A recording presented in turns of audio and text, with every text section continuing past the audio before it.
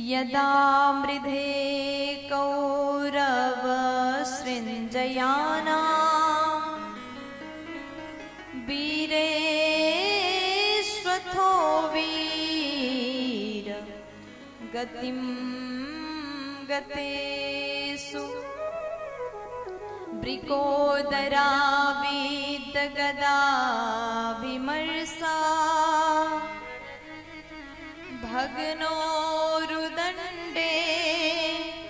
धृतराष्ट्रपुत्रे। महाभारत के जब युद्ध हो रहा था, महाभारत में अंतिम युद्ध हुआ भीम और दुर्योधन के बीच में।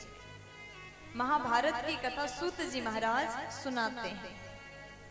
सूत जी कहते हैं अंतिम युद्ध भीम और दुर्योधन के बीच हुआ।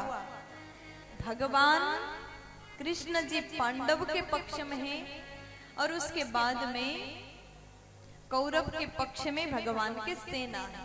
प्यार से बोलो। जैसे अंतिम युद्ध हुआ, पांडव जीत गए, कौरव हार गए। तो उसके बाद में हुआ क्या, सूत जी महाराज बता रहे हैं। जैसे पांडव जीत गए ना, तो भगवान बोले कि जिस दिन विजयी मिलती है उस दिन शिविर में रहना उचित नहीं है। चलो आप लोग हमारे साथ में थोड़ा दूर चलो। पांडव भगवान के साथ थोड़ा दूर गए हैं, लेकिन यहाँ पर शिविर में माता द्रौपदी ने बच्चों को शयन कराया। इधर जो है माता द्रौपदी अपने बच्चों को सुला करके अपने कक्ष में गई। इधर दुर्योधन रो रहा है, शोक मना रहा है। इतना विशाल युद्ध हुआ और हम लोग हार गए, दुखी था। तो उसके बाद में दुर्योधन रो रहा था। अश्वत्थामा पहुंचा। अश्वत्थामा ने कहा कि आप क्यों दुखी हैं, क्या कारण है? तो बोले इतने बड़े युद्ध में हम हार गए इसलिए हम रो रहे हैं। अश्वत्थामा कहते हैं अगर आपने हमको सेनापति नियुक्त कर दिया होता तो आज आप जीत की खुशी मना रहे होते। अब जैसे दुर्योधन की बात अश्वत्थामा ने सुना, अश्वत्थामा की बात दुर्योधन ने सुना। दुर्योधन बोला अभी भी कुछ बिगड़ा नहीं है, अभी जाकर के पांडव को मार के आ जाओ। तुरंत तिलक कर दिया। दुर्योधन ने पांडव को मारने का आदेश दिया। अश्वत्थामा पहुंचा है और अश्वत्थामा ने सोए हुए बच्चों को मार करके सिर काट के घर आया। छोटे छोटे बच्चे सो रहे हैं, बाल हत्या करके आया। जैसे दुर्योधन को वो सिर दिया, पहले तो दूर से देख के प्रसन्न हुआ और जैसे पास में लाकर के सिर को दिया, सिर हाथ में लेकर के दुर्योधन रोने लगा। ये पांडव नहीं, पांडव के पुत्र हैं। तो जान गया, रोते रोते उसका प्राण निकल गया। इधर सुबह सुबह अपने पुत्र को, बच्चों को जगाने के लिए माता द्रौपदी आई। जैसे उन्होंने देखा अपने 5 बच्चे सुला करके गई थी, लेकिन अभी एक भी बालक जीवित नहीं है। इस अवस्था को देख करके माता द्रौपदी रोने लगी, तड़पने लगी। देखो एक माँ जिन्होंने अपने हाथों से बच्चों को शयन कराया और सुबह जगाने आए तो एक भी बालक जीवित ना हो, तो उस माँ के भीतर क्या गुजरेगा। आज मैया रो रही है। माता शिशूना निधनम सुताना निसम्य घोरम परिताप्यमाना तदा रुदद्वास्पं कलाकुलाक्षी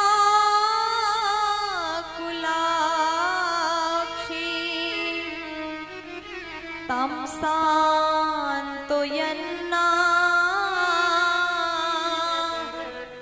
किरीटिनी। विरमाली। आज जैसे मैया ने देखा बच्चे मरे हुए हैं, वहां पर चारों ओर रक्त बह रहा है, शरीर बस है, सिर किसी का भी नहीं है। ये दृश्य देख करके माता द्रौपदी रोने लगी, चिल्ला चिल्ला करके तड़प करके रो रही है। जैसे अर्जुन भगवान कृष्ण वहां आए, पांडव आए, पांडव ने पूछा क्या बात है। जैसे मृत पूछा देवी ये कैसे हुआ, किसने किया। माता द्रौपदी रो रही है। उन्होंने कहा स्वामी हम भी नहीं जानते कौन वो पापी है जिसने हमारे बच्चों को मारा। आज देवी द्रौपदी रो रही है। अर्जुन ने जैसे देखा और कहा कि देवी चिंता मत करो, जिस पापी ने हमारे बच्चों को मारा उसको हम जीवित नहीं छोड़ेंगे। वो जहां कहीं भी होगा तो उसको ला करके तुम्हारे सामने हम मारेंगे। कन्हैया को लेकर के अर्जुन निकल गए।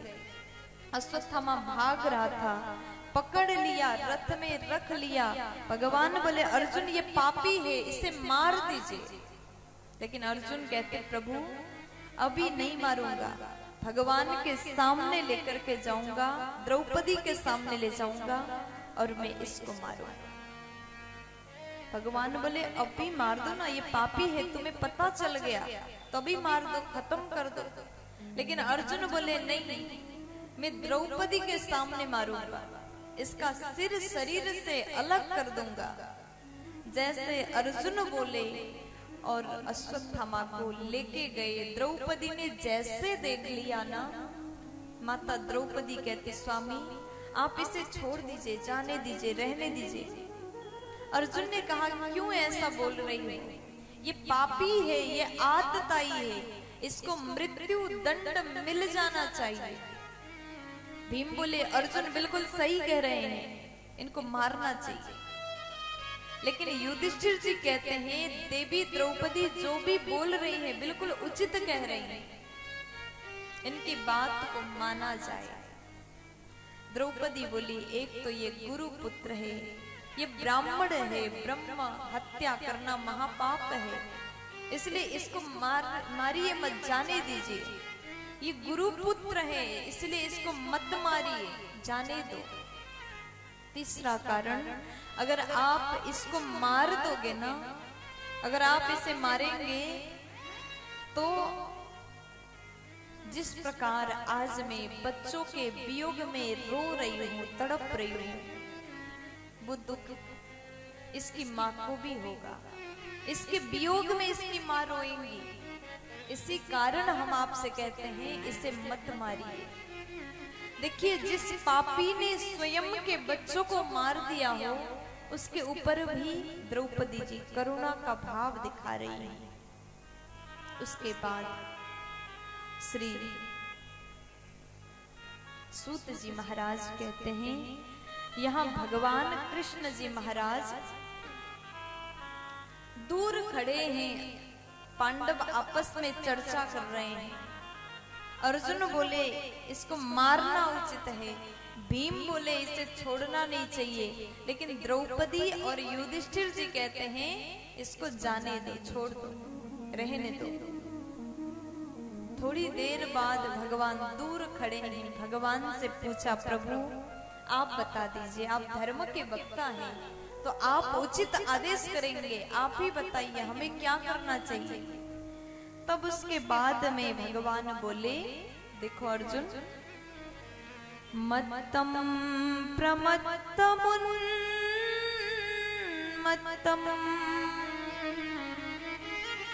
सुप्तम बालम स्त्रियं जडम प्रपन्नं विरथं भीतं नरिपुं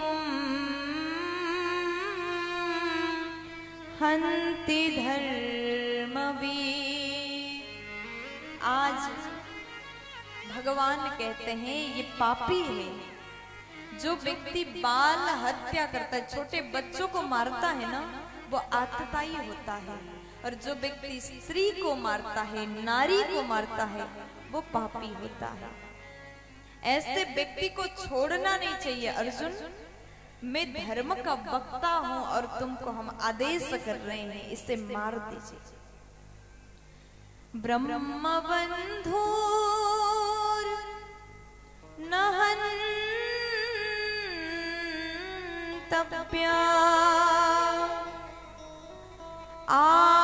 आतताई वधारहणा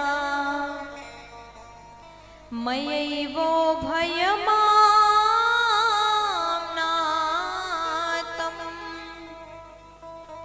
परिपाह्यनुशासनम्। आज भगवान बोले, अर्जुन, ब्रह्म बंधुर नहन्तव्य आतताई बधारहणा, ये ब्राह्मण है इसलिए इसको मत मारो, लेकिन अर्जुन ये पापी है, इसे मत छोड़ो। अब देखिए, व्यक्ति एक है, आदेश दो है। ब्राह्मण है, नहीं मारना है, क्योंकि ब्रह्म हत्या महापाप है, और ये पापी है इसलिए इसको छोड़ना भी पाप है। अर्जुन को लगा कि भगवान कैसा क्या आदेश कर रहे हैं, एक व्यक्ति उसको मारना भी है और छोड़ना भी है, तो हमें क्या करना चाहिए। अर्जुन भी कम तो नहीं थे, उनको गीता याद आया। गीता में भगवान कह रहे थे, अकीर्तिम चापि भूतानि कथयिष्यन्ति ते व्ययम् संभावितस्य चाकीर्ति मरणादतिरिच्यते। भगवान ने गीता में कहा है, सम्मानीय व्यक्ति का अपमान है, मृत्यु तुल्य है। देखो, आपका समाज में बड़ा अच्छा सम्मान है, सब कोई आपको मानते हैं, और भरी सभा में आपका अपमान हो जाए तो वो पल, वो घड़ी मृत्यु से बढ़कर कष्टदायक होता है ना। सम्मानीय व्यक्ति का अपमान ही मृत्यु समान है। इसलिए अर्जुन तुरंत समझ गए, इसको मारना तो है, लेकिन कैसे मारना है। अश्वत्थामा के सिर पर एक मणि है, उस मणि को तलवार से निकाला, शिविर से धक्का मार के अपमानित करके बाहर कर दिया। मुनियों ने पूछा है, प्रभु एक बात हमको जानना है, आप हमें ये बता दीजिए, आपने तो सुखदेव जी द्वारा भागवत कथा सुनी, लेकिन सुखदेव जी महाराज के गुरु जी कौन है। अब जैसे पूछा तो सुखदेव के गुरु जी कौन है, तब यहाँ पर सूत जी महाराज कहते हैं, एक बार कैलाश पर्वत पर एक पक्षी रहता है, सुख पक्षी वहां पर गया और उसने भगवान शंकर से कथा को सुना। मां भवानी भोले बाबा कैलाश में निवास करते हैं, और एक बार नारद जी महाराज घूमते घूमते कैलाश पर गए हैं, और नारद जी ने मैया को प्रणाम किया। मैया बोली, नारद जी बड़े दिन बाद आप आए। नारद जी ने जैसे मैया से पूछा, मैया ने कहा कि आप पहले तो आते रहते थे, अब बहुत दिन बाद आप आ रहे हैं। नारद जी बोले, हमको जाने का मन नहीं होता। क्यों नहीं होता? क्योंकि गृहस्थियों के यहाँ ज्यादातर झगड़े होते हैं, इसलिए हम कहीं भी नहीं जाते। मैया बोली, हमारे यहाँ ऐसा कुछ भी नहीं होता, हम लोग झगड़ा नहीं करते हैं। और जैसे बताया उसके बाद में माता जी कहते हैं, हमारे यहाँ कभी हम झगड़ा नहीं करते। नारद जी बोले, सच में? मैया बोली, हाँ बिल्कुल, हम लोग सदैव मिल के रहते हैं, कभी झगड़ा नहीं किया। तो जैसे मैया ने बोल दिया, नारद जी बोले, तो प्रभु मैया ऐसा क्या है जिसके कारण आप लोग झगड़ा नहीं करते? तो माता जी कहते हैं, जब हम एक दूसरे को मन की बात बताते हैं ना, तो झगड़ा कम होता है। हम मन की बात सब बताते हैं।